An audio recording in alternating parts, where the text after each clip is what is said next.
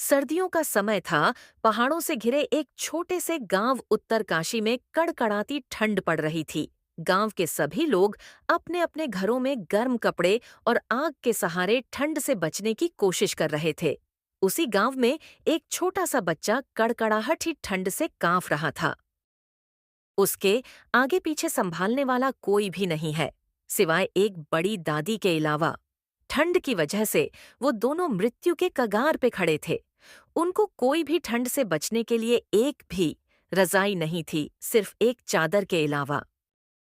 ये वही गांव है जहां हर साल सर्दियों में कठिनाई का सामना करना पड़ता था, लेकिन इस बार ठंड बहुत ज्यादा थी और बर्फबारी हो रही थी।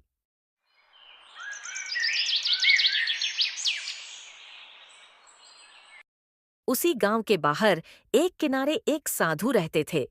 उनकी कुटिया बहुत साधारण थी, जिसे उन्होंने खुद लकड़ी और पत्तों से बनाया था। गांव के लोग कभी कभी उनके पास जाते थे और उनसे शिक्षा ग्रहण करते, लेकिन इस बार ठंड के कारण सब ने उनसे दूरी बना ली थी। साधु का स्वभाव बहुत दयालु था और वे हमेशा दूसरों की मदद करते रहते थे। लेकिन हर कड़कड़ाहट ठंड में साधु की कोई मदद नहीं हो पाती थी। इस कारण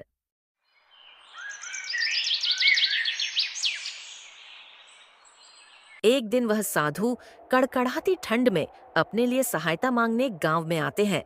उनके बदन पे एक भी कंबल या सॉल नहीं था।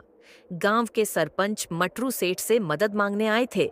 वो वही सरपंच है जो गरीबों का हक हमेशा छीन लिया करता है। बाबा को इस चीज का अंदाजा नहीं था, ये कितना बड़ा ठग और बेईमान है। सुनो पुत्र, इस बार ठंड बहुत ज्यादा पड़ रही है। और तो ये बर्फ के गोले इस तरह गिर रहे हैं जैसे हिमालय का ठंड यहाँ आ चुका हो। आप सब मेरी मदद कर सके तो मेरी कुटिया में भी आग जलाने का कोई साधन हो जाता। जो भी था हमारे पास, हमने उसे जला दिया है। अब हमारे पास एक भी लकड़ी नहीं है जलाने को। अगर आप सभी लोग थोड़ी मदद कर सको, मुझे थोड़ा खाना या कोई पुराना गर्म कपड़ा या कंबल दे दो तो इस ठंड से बचने में आसानी होगी। मैं ये ठंड सहन नहीं कर पा रहा हूं। बाबा, आपके लिए गांव में अब कोई कुछ नहीं देगा। इस ठंड ने पूरे गांव वालों की नींद उड़ा दी है पहले से। जो भी है उन सब के पास, वो सब भी थोड़ा थोड़ा करके जला रहे हैं। आपको लगता है वो लोग उनमें से आपको देंगे? हमें खुद के लिए मुश्किल हो रही है। आप तो भगवान के भक्त हैं, उन्हीं से मदद मांग लीजिए। हाँ बाबा, हम तो खुद ही इस ठंड से बहुत परेशान हैं। आप तो खुद ही देख रहे हैं हम सबको। आप तो साधु हैं, आप तपस्या कीजिए। तपस्या करने से गर्मी आएगी, आपको इसकी क्या जरूरत? बेटा, भगवान ने इंसान को इंसान की मदद के लिए बनाया है। अगर आप एक दूसरे की मदद नहीं करेंगे तो यह जीवन किस काम का है। कृपया मुझे पुराने ही सही पर गर्म कपड़े दे दो। साधु के लाख कहने पर गांव वाले उनकी कोई मदद नहीं करता। गांव वालों पर साधु की बातों का कोई असर नहीं हुआ। सभी लोग अपने अपने कामों में व्यस्त हो गए। साधु बाबा निराश होकर अपनी कुटिया लौट जाते हैं। इन गांव वालों को हम हर परिस्थिति में साथ दिया हूं। वो आज इस ठंड में एक भी व्यक्ति मदद करने को आगे नहीं आ रहा है। इतना कहकर साधु बाबा अपने कुटिया में ईश्वर को ध्यान लगाने लग गए। लेकिन बहुत ठंड थी। उन्होंने ध्यान लगाने की कोशिश की। ठंड इतनी अधिक थी कि उनका शरीर ठंड से जकड़ लग गया था। उनके पास केवल एक पतली सी चादर थी, जो ठंड से बचने में असमर्थ हो रही थी। किसी तरह वह कुछ दिन तो गुजार लेते हैं।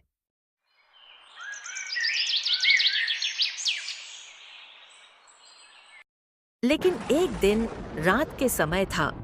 बादलों में कड़कड़ाहट और बिजली का चमकना मानो किसी चीज का इशारा कर रहा हो। सभी गांव वालों बाहर निकलकर देख रहे थे। ये ठंड आज कुछ अलग ही हो रहा है। हवाएं और बारिश की बूंद इस तरह हो रही है जैसे किसी अनहोनी का इशारा कर रहा हो।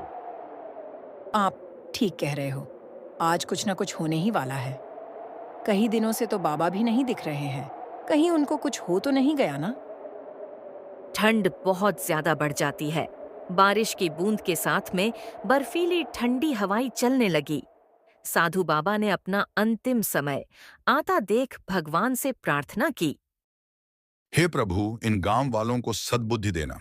ये लोग ना समझ हैं। इनको इतनी सद्बुद्धि देना कि वो सब हर किसी की जरूरतमंद की मदद कर सके। मेरे अंतिम समय आ गया है। अब मैं आपके पास आ रहा हूं। इतना कहकर ठंड के कारण साधु महाराज की मृत्यु हो जाती है।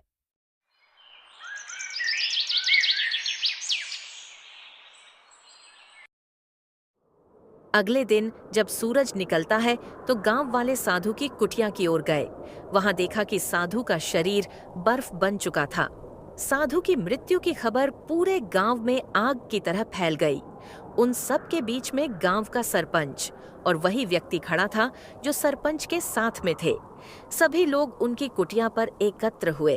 उनके शरीर को देखकर सभी बहुत दुखी हुए। हमें साधु महाराज की मदद करनी चाहिए थी। वह तो भगवान के भक्त थे। हमने उन्हें अकेला मरने के लिए छोड़ दिया। हमने साधु महाराज के बारे में जरा भी नहीं सोचा। आप सही कह रही हो। हम लोगों से बहुत बड़ी भूल हो गई। हम लोगों ने अपनी स्वार्थ के आगे उन पर जरा सा भी ध्यान नहीं दिया। अगर हम लोग उनके थोड़ी सी मदद कर देते तो आज उनकी जान बच जाती। साधु की मृत्यु के बाद गांव में अजीब अजीब घटनाएं होने लगी। किसी की गाय मर गई और किसी की बकरी, और तो कहीं लोगों के घर में बूढ़े माँ बाप मर गए। ठंड और भी भयानक हो गई। बर्फ गिरने लगी और ठंड से सभी की हालत खराब होने लगी। आसमान में काले बादल छा गए। कड़कड़ाती ठंड ने गांव वालों की जिंदगी थाम दी थी। बर्फीली हवाओं ने जैसे हर किसी को घर में कैद कर दिया था। हर तरफ सन्नाटा पसरा हुआ था और सर्द ठंड ने लोगों के दिलों में डर भर दिया था। खेत बंजर होने लगे थे। इस सर्द मौसम ने मानो हर किसी की जिंदगी थाम दी थी और लगातार बर्फबारी हो रही थी। ऐसा लग रहा था कि इस बार ठंड का कहर जान लेकर ही मानेगा। इस बार ठंड ने तो बहुत हद ही कर दी है। पता नहीं भगवान क्या करके मानेगा इस बार। सुबह से ही हाथ पैर सुन्न हो जाते हैं। ठंड के कारण चूल्हा जलाना तो दूर, आग जलाने तक की भी हिम्मत नहीं होती। लगता है इस बार ठंड का कहर हम लोगों की जान लेकर ही मानेगा। दूसरी तरफ एक बूढ़ा आदमी भोला अपनी बेटी बिंदिया के साथ रहता था। वह इस हद तक गरीब था कि उसे ठंड में घर चलाना मुश्किल हो रहा था। पिताजी, इतनी ठंड में आप खेत पर क्यों जाते हैं? देखिए ना, आपका चेहरा लाल हो गया है और हाथ पैर भी ठिठुर गए हैं। अगर आप बीमार पड़ गए तो मेरा क्या होगा? आपको अपना खुद का ध्यान रखना चाहिए। ये ठंड बहुत खतरनाक है पिताजी। बेटी, मैं भी जानता हूं कि यह ठंड कितनी मुश्किल खड़ी कर रही है, लेकिन अगर मैं खेत में काम नहीं करने जाऊंगा तो हम खाएंगे क्या? घर में कुछ बचा नहीं है। ये खेत ही हमारी रोटी का सहारा है। ठंड चाहे कितनी भी कड़ी हो, मुझे काम करना ही होगा। अगर मैं हार मानकर घर बैठ जाऊंगा तो हमें भूखा मरना पड़ेगा। पिताजी, क्या कोई और तरीका नहीं है क्या? किसी से मदद नहीं ली जा सकती? आपकी यह हालत देखकर मेरा दिल टूट जाता है। बेटी, इस दुनिया में दूसरों से मदद मांगने से कुछ नहीं होता। हर कोई अपनी अपनी परेशानियों में उलझा हुआ है। हमें अपने पैरों पर खड़ा होना होगा। मेहनत करने वालों को ऊपर वाला कभी भूखा नहीं रखता। अब बेटा, तुम जल्दी से खाना लगा दो। मुझे सुबह जल्दी खेत जाना है ताकि रात होने से पहले मैं जल्दी घर वापस आ सकूं। पिताजी, घर में खाने के लिए कुछ भी नहीं बचा है। ना ही घर में कोई पैसा है जिससे कुछ राशन खरीदा जा सके। क्या घर में खाने के लिए कुछ भी नहीं बचा है? सोच रहा था कि बाजार जाकर कुछ घर के लिए राशन ले आऊं, लेकिन इस ठंड के कारण घर से बाहर निकलने की हिम्मत ही नहीं हो रही। पिताजी, ना तो घर में राशन है और ना ही अब आग जलाने के लिए घर में लकड़ियां बची है। ऊपर से यह ठंड हमारी जान ले रही है। थोड़ी बहुत लकड़ियां बची हैं, वह भी आज खत्म हो जाएंगी। निराश मत हो बेटी, मैं जरूर कुछ ना कुछ करता हूं। ऊपर वाला हमारे साथ है। जब तक मैं जिंदा हूं तुम्हें परेशान होने की जरूरत नहीं है बेटी। मैं तुम्हें भूखा नहीं रहने दूंगा, चाहे अब कितनी ही ठंड क्यों ना हो। पर मैं कल जंगल जरूर जाऊंगा। भोला अब मजबूर हो चुका था। उसने फैसला कर लिया था कि चाहे कितनी भी ठंड क्यों ना हो, वह जंगल से लकड़ियां काटकर बाजार में बेचेगा और उनसे अपने घर के लिए राशन खरीदेगा। पर कड़ाके की ठंड ने पूरे गांव को अपनी चपेट में ले लिया था। चारों तरफ बर्फ की सफेद चादर फैली हुई थी और पूरे गांव में सन्नाटा फैला हुआ था।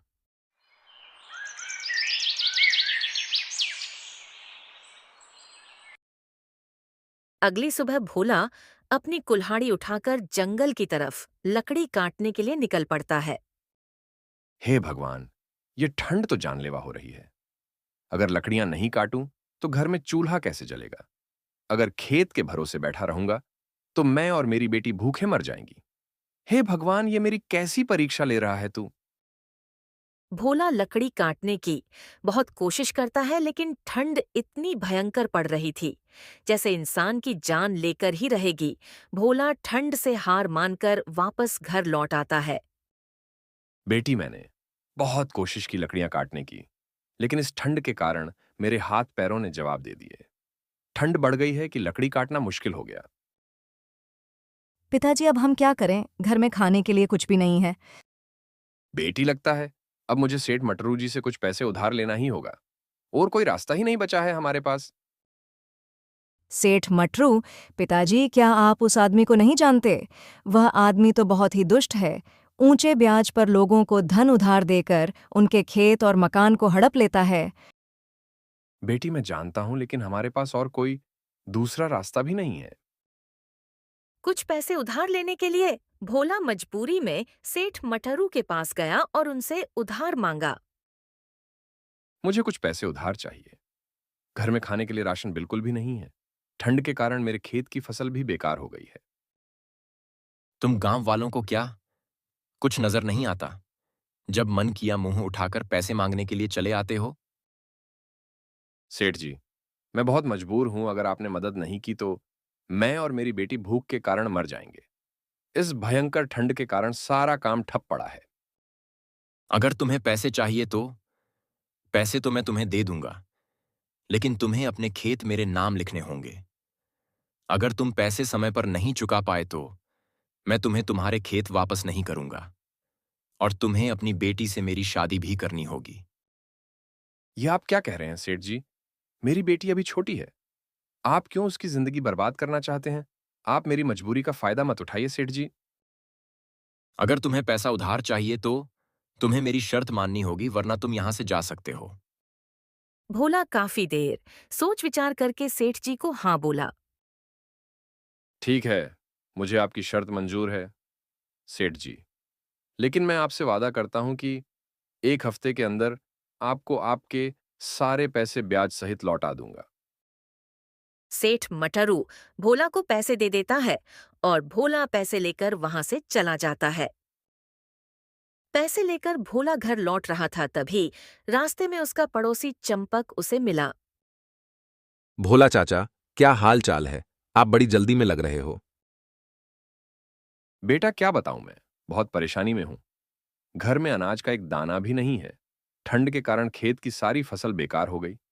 घर का राशन लाने के लिए सेठ मटरू से कुछ पैसे उधार लिए हैं, लेकिन उसने ऐसी शर्त रखी है कि अगर मैं पैसे ना दे पाया तो मुझे अपनी बेटी का विवाह उससे करना होगा।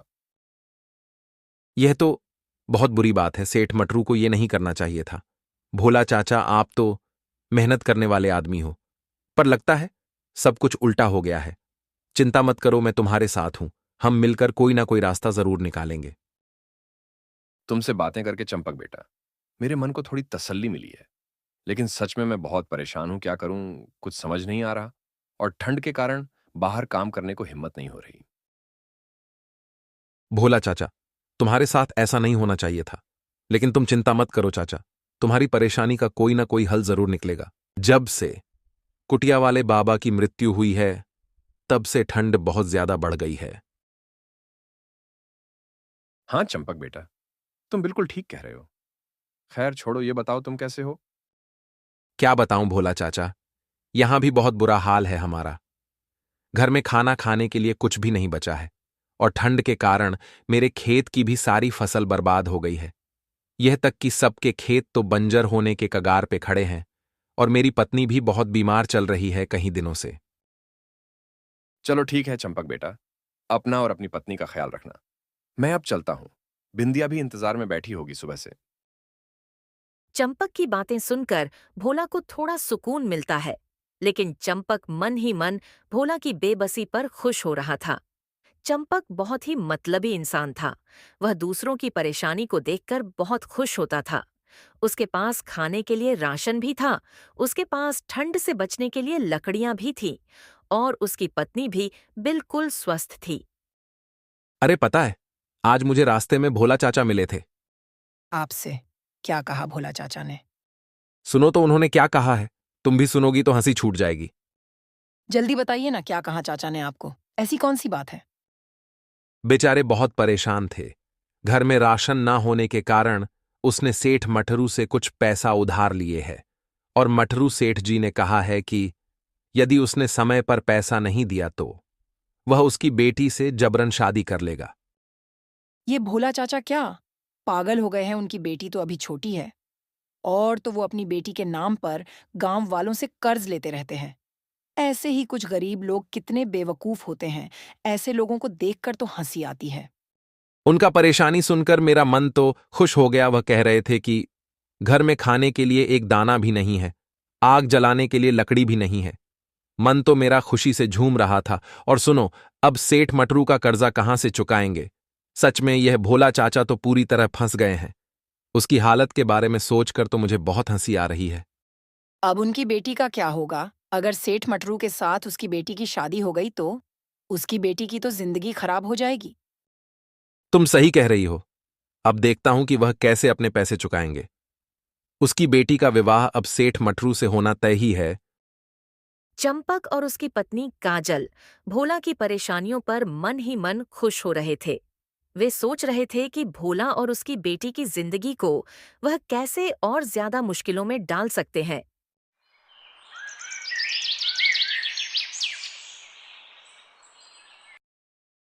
अगले दिन भोला लकड़ियां काटने जंगल जाता है। जंगल में जाकर वो एक पेड़ के पास खड़े होकर काटने लगते हैं। तभी उनके पास एक बाबा मिले, जो कहीं जा रहे थे कांपते हुए। मदद करो बेटा, मैं कई दिनों से भटक रहा हूं। मुझे ठंड और भूख भी लगी हुई है। अगर तुम्हारे पास कुछ खाने को हो तो हमें कुछ दे दो। तुम्हारा कल्याण होगा बेटा। बाबा, मेरे पास अभी कुछ खाने को नहीं है। आपको कुछ और चाहिए तो हमें बता दीजिए। नहीं बेटा, हमें और कुछ नहीं चाहिए। इतना कहकर बाबा एक कोने में ध्यान मग्न में हो गए। भोला भी कुछ ही समय में कुछ लकड़ियां काटकर घर की ओर जाने लगा। कुछ दूर आगे चलते ही भोला को एक खरगोश दिखाई दिया। वो एक पिंजरे में बंद था। भोला जाकर वहीं खड़ा हो गया। लगता है इस जंगल में किसी ने शिकार किया होगा। इसे जल्दी से बाहर निकाल देता हूं, कहीं कोई आ ना जाए। भोला जल्दी से खरगोश को बाहर निकाल दिया। तभी खरगोश अपने असली रूप में आया। भोला उनको देखकर अचंभव में पड़ गए। बेटा, मैं वही साधु हूं जो तुम्हारे गांव में रहा करता था। मुझे गांव वालों ने ठंड से बचने के लिए लकड़ियां और गर्म कपड़े नहीं दिए, इसलिए मेरी मृत्यु हो गई। तुम एक अच्छे मनुष्य लगते हो, इसलिए मैंने अपना असली रूप छुपाकर एक खरगोश में परिवर्तन होना पड़ा। बाबा, मनुष्य का यही धर्म है। हर किसी मनुष्य की हर परिस्थिति में साथ देना चाहिए, चाहे वो मनुष्य हो या जानवर। हमारा यही कर्तव्य है। बेटा, तुमने सही कहा, यही असली शिक्षा है। तुम बहुत परेशान लग रहे हो। हाँ बाबा, मैं सरपंच से पैसे उधार लिया हूं। अब उसका समय आ गया है चुकाने का। मुझे समझ नहीं आ रहा है मैं उनको पैसे कहां से दूं।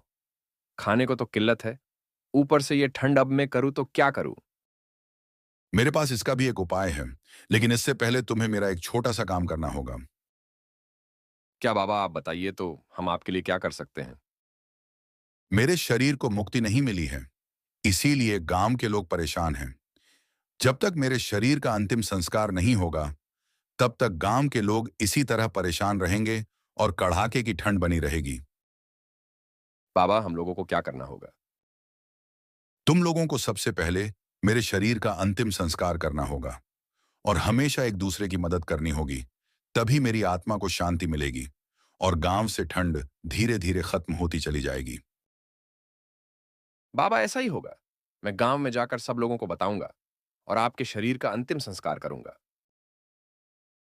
सुनो, मैं तुम्हारी परीक्षा ले रहा था कि तुम भी मेरी मदद करोगे या नहीं। अगर मैं इस पिंजरे में कैद रहता तो भी मुझे कुछ नहीं होता, लेकिन तूने मेरी मदद की, इसलिए बेटा मैं इसके बदले में तुझे कुछ देना चाहता हूं। बाबा ने भोला को आशीर्वाद दिया और एक छोटी बोतल दी।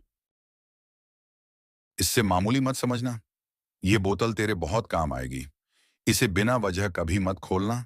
जब तुझे लगे कि हर उम्मीद खत्म हो चुकी है, तभी इसका इस्तेमाल करना। भोला बाबा का धन्यवाद करता है। वह बाबा की तरफ देखता है। देखते ही देखते बाबा गायब हो जाते हैं। इसके बाद भोला भी अपने घर लौट आता है। जब भोला घर पहुंचा तो उसकी बेटी बिंदिया बिस्तर पर पड़ी थी। उसकी हालत बहुत खराब थी। पिताजी, मुझे बहुत ठंड लग रही है। मुझे ऐसा लग रहा है कि यह ठंड मैं और सहन नहीं कर पाऊंगी। बेटी, मैंने बहुत कोशिश की है, लेकिन मैं कुछ भी बंदोबस्त नहीं कर पाया। मैं जंगल में लकड़ी काटने गया था, लेकिन ठंड के कारण मेरे हाथ पैरों ने जवाब दे दिया। बेटी, मैं पूरी ताकत लगा रहा हूं। मैं कोई और रास्ता देखता हूं। इतने में ही वहां पर सेठ मटरू आ जाते हैं। भोला, क्या तुम भूल गए? 1 हफ्ते का समय पूरा हो चुका है। तुमने कहा था 1 हफ्ते के अंदर अंदर तुम मेरा पैसा ब्याज सहित चुका दोगे। अभी भी समय है, अपनी बेटी की शादी मुझसे कर दो। मैं तुम्हारा सारा कर्जा माफ कर दूंगा। सेठ जी, हम पर रहम खाइए। मेरी बेटी आपसे उम्र में बहुत छोटी है। मैं ऐसे उसकी जिंदगी बर्बाद नहीं करूंगा। शायद तुम समझ नहीं रहे हो भोला। तुम्हारे लिए मेरा कर्ज उतारना आसान काम नहीं है। मैं तुमसे दोबारा कह रहा हूं, अगर तुम अपनी बेटी की शादी मुझसे कर दोगे तो मैं तुम्हारे खेत भी तुम्हें वापस कर दूंगा और तुम्हारा सारा कर्जा भी माफ कर दूंगा। चाहे कुछ भी हो जाए, मैं अपनी बेटी की शादी तुम जैसे दुष्ट आदमी के साथ बिल्कुल नहीं करूंगा। तो ठीक है भोला, मैं भी अब देखता हूं तुम खुद को और अपनी बेटी को मुझसे कैसे बचाते हो। इतना कहकर सेठ मटरू गुस्से में वापस चला जाता है। पिताजी, आप परेशान मत होइए। मैं आपको ऐसे परेशान नहीं देख सकती। आप एक काम कीजिए, मेरी शादी सेठ मटरू से कर दीजिए। मेरा क्या है, मैं अपनी जिंदगी जैसे तैसे गुजार लूंगी, लेकिन कम से कम आप इस कर्ज के बोझ से तो मुक्त हो जाएंगे। अपनी बेटी की बातें सुनकर किशन मायूस हो जाता है और गुस्से में चिल्लाता है। हे भगवान, कोई तो मेरी मदद करो। कोई तो मुझे इस परेशानी से निकालो। आखिर मैंने और मेरी बेटी ने किसी का क्या बिगाड़ा है? जैसे ही भोला यह सब कहता है, अचानक उस बोतल से एक तेज रोशनी निकलती है और उस रोशनी से कुछ पैसे निकलने लगते हैं। ये सब देखकर भोला को साधु की बात याद आ जाती है। पिताजी, यह सब क्या है? ये कैसा चमत्कार है? बेटी, मैं इतना परेशान था कि मैं यह सब तुम्हें बताना भूल ही गया। ये बोतल मुझे जंगल में एक साधु बाबा की आत्मा ने दी थी, जो कुछ दिन पहले हमारे गांव में आए थे। उन्होंने ठंड से बचने के लिए लोगों से मदद मांगी, लेकिन किसी ने भी उनकी मदद नहीं की। अंत में ठंड से उनकी मृत्यु हो गई। उन्होंने ही मुझसे कहा था, इस बोतल का इस्तेमाल तभी करना जब तुम्हारे पास कोई भी रास्ता ना बचे। ठीक है पिताजी, आप इन पैसों को सरपंच जी को दे आइए।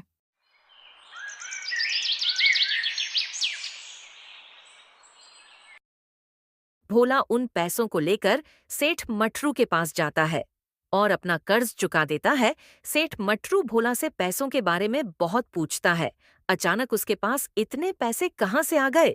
लेकिन भोला सेठ मटरू को कुछ नहीं बताता। भोला गांव वापस आकर सभी गांव वालों को इकट्ठा करता है और उन्हें बाबा के बारे में सब कुछ बताता है।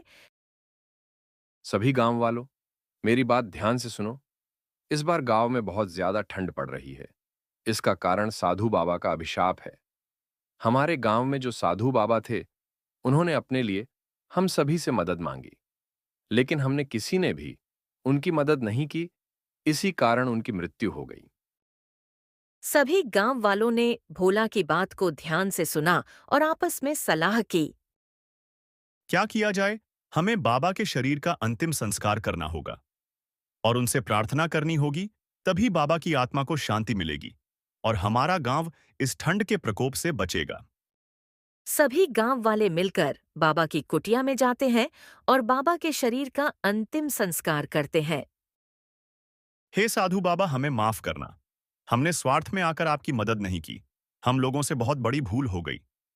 कृपया हमें इस श्राप से मुक्त करें। साधु की चिता से एक दिव्य रोशनी निकलती है और पूरे गांव का मौसम एकदम साफ हो जाता है।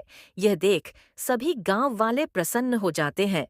तभी उस चिता से साधु बाबा की आत्मा प्रकट होती है। मैं इस अभिशाप से तुम सभी गांव वालों को मुक्त करता हूं। अगर समय रहते तुम लोग मेरी मदद करते तो आज मैं जिंदा होता और तुम लोगों का ये हाल ना हुआ होता। लेकिन अभी समय है हर जरूरतमंद की। सहायता करना इंसान ही इंसान के काम आता है और जरूरतमंदों की सहायता करना हमारा पहला कर्तव्य है। बाबा, हम वचन देते हैं कि अब से हम हर जरूरतमंद की मदद करेंगे। इतना सुनकर साधु बाबा की आत्मा सभी गांव वालों को आशीर्वाद देती है। साधु बाबा के आशीर्वाद के बाद ठंड धीरे धीरे कम होने लगती है। लोगों के चेहरे पर मुस्कान लौट आती है।